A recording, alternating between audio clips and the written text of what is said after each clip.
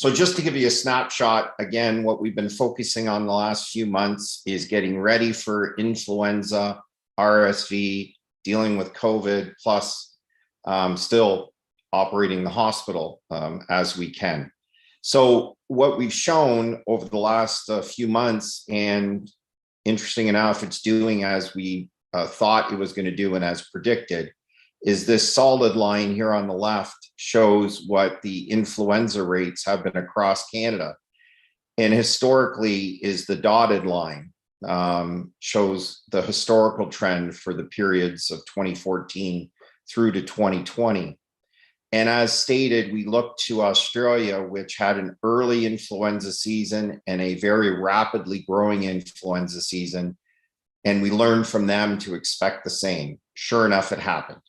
We had influenza happening weeks before it generally does. And then based upon the Australia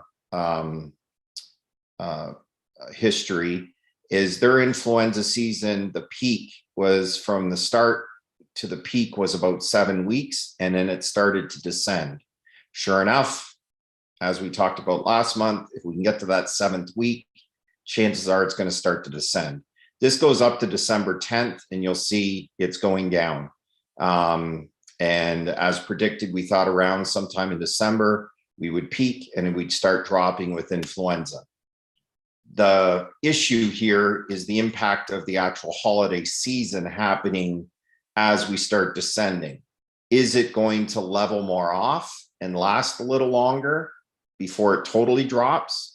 Meaning it's going to, right at this point, is it going to start flattening out like the previous years? We're going to have to see. So this is a shorter, closer up. So we'll see if that line starts to flatten out now, or if it continues to drop. Hopefully it continues to drop, but because of, again, the holiday season happening and people gathering, that might not be might not happen. So the other thing is just with respect to our ED volumes, what are we seeing with respiratory cases? They dropped a little bit in the month of December as compared to November, which is consistent with the previous slide. Again, these are all respiratory issues. You'll see our overall ED volume stayed constant at around 7,300.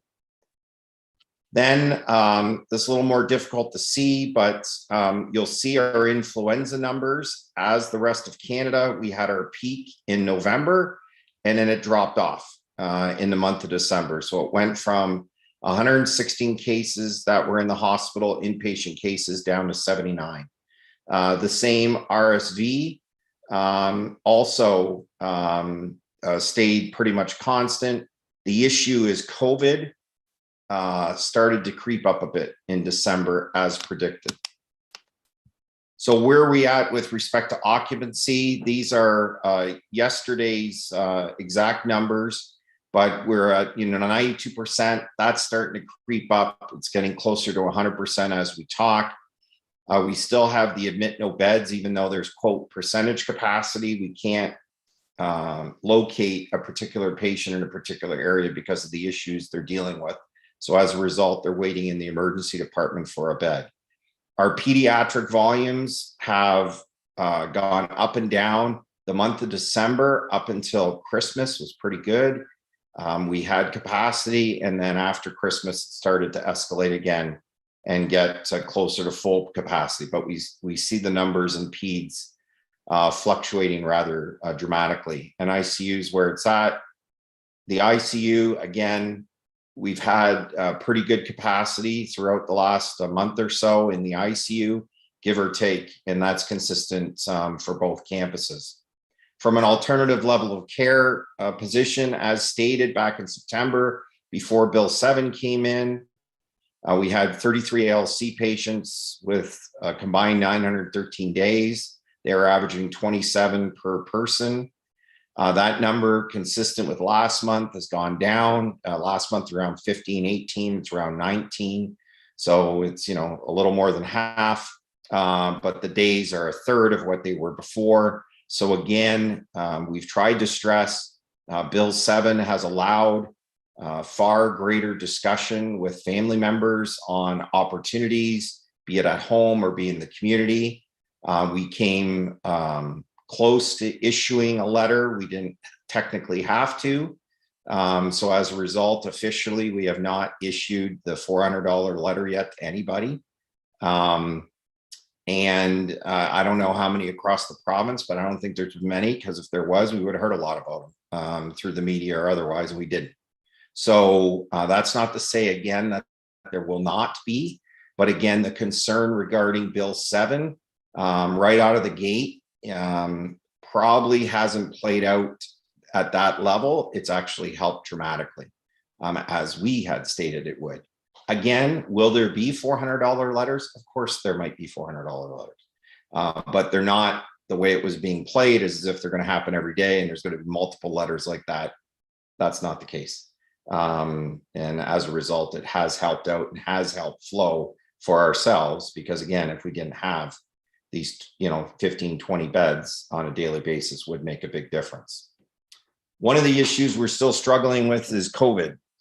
And Dr. Saad will be talking about COVID and some of the things that we've heard about regarding particular COVID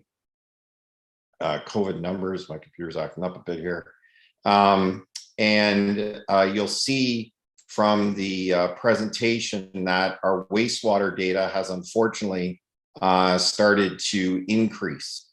So the COVID levels in wastewater are now at a level as of January 1st of 2023. We haven't seen this height since the months of April, May of this year. It shows a little dip there, but is that a temporary dip and it's just going to bounce straight back up? We'll have to see. They have not done the genome breakdown to see what subvariants or variants this is. That's still happening. So Dr. Saad will be talking about the subvariant that has taken over the media lately with respect to what's happening in China and what's happening over here in Ontario and across Canada and the United States. So unfortunately, as predicted, fortunately, influenza and RSV seems to have peaked and dropped a bit. COVID, unfortunately, was predicted to go up in January, and it is. So we'll have to see where these, if this continues up on the scale that it is now. But unfortunately, we are not out of this pandemic. And as we know, the more this virus replicates, it mutates and possibly different variants.